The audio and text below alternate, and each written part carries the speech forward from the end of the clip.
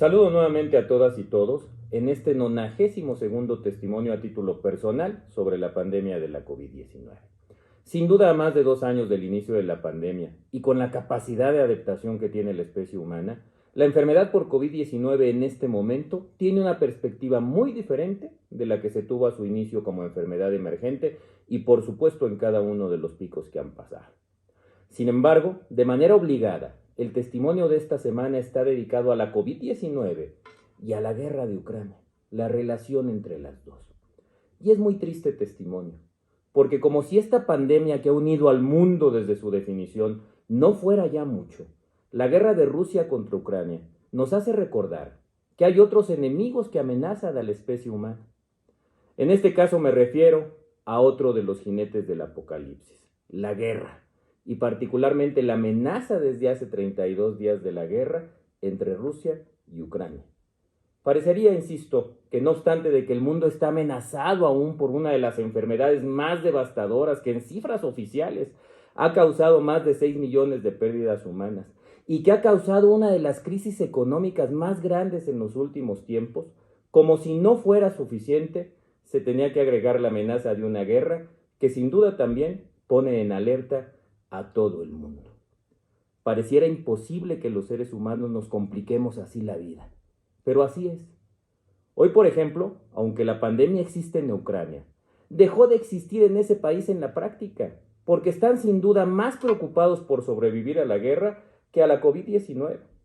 Sin embargo, no olvidar que referente a la atención de la pandemia en Ucrania, el último dato conocido disponible del porcentaje de vacunación no superaba el 35% y que más de 3,5 millones de personas ya han huido tras la guerra. 3,5 millones de personas que además de sufrir una crisis humanitaria, también sin duda pueden sufrir la enfermedad y transmitirla.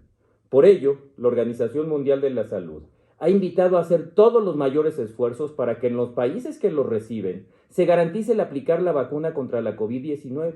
Tan solo como ejemplo, Polonia ha recibido aproximadamente 2,1 millones de personas y Rumanía más de 543,000. Así como vemos, la guerra en ningún caso significa beneficio para la humanidad y menos para el control de la pandemia. El planeta desde su origen ha sufrido los efectos de la guerra. Recordemos apenas el siglo pasado, 2 guerras mundiales. Vivimos los efectos de la Guerra Fría, del terrorismo, y pensábamos todos que quizá habíamos aprendido algo de ello. Pero vemos con tristeza que no es así, que el mundo ahora no solo está amenazado por un virus, sino también por la guerra. Recordemos que las amenazas del hambre, de la enfermedad y de la guerra vienen siempre acompañadas de la misma muerte. Recordemos cómo hace un poco más de 2 años inició la pandemia, en Wuhan, China, y como en un principio pensábamos que quizá no nos iba a alcanzar, hoy sabemos que fue todo lo contrario. El virus llegó a todo el planeta y cambió al mundo. Hay un mundo antes de la COVID-19 y otro en medio de la COVID-19. Esperemos que con la guerra en Ucrania esto sea diferente y pronto se resuelva y no involucre a todo el mundo. La historia, y solo me referiré al siglo pasado, nos ha hecho ver que las desgracias no vienen solas. Solo como recordatorio, la Primera Guerra Mundial estuvo acompañada también de la llamada gripe española. Por ello, para terminar, hago énfasis en las declaraciones de Antonio Gutiérrez, secretario general de la Organización de las Naciones Unidas, que mencionó: la agresividad del virus ilustra la locura de la guerra.